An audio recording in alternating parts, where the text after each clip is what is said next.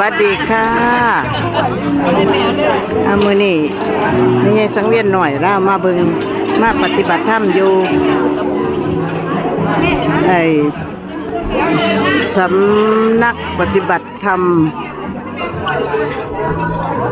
สมเด็จแก้วภูพาน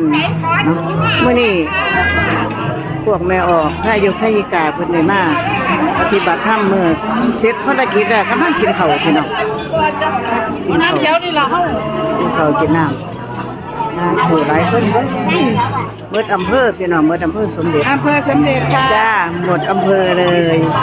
กำลังต่อแถวกันเอากับข้าวมากินเป็นแบบนี่ระเบียบสวยงามมีระเบียบสวยงามคนเลี้ยงพี่น้องจ้า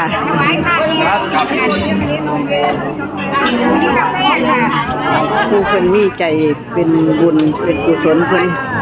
ทำท่าน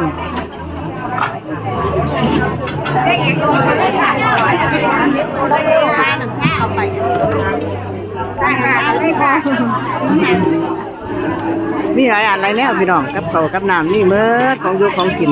แต่มันหลายมันนะเฮ้ยมันสวยเนี่ยเพิ่นว่าผู้เพิ่นงามเพิ่นคองถ่ายกับพี่สาวผู้เพิ่นงามเพิ่นคองสวยเกี่ยงเลี้ยงไร่เพิ่นว่าได้เป็นเจ้าเป็นนายรูปสมประกอบพอผลบุญน้ำตอบน้าจ้องน้ำถึงสาธุสาธุถอยนะแม่ถอยจ้าถอย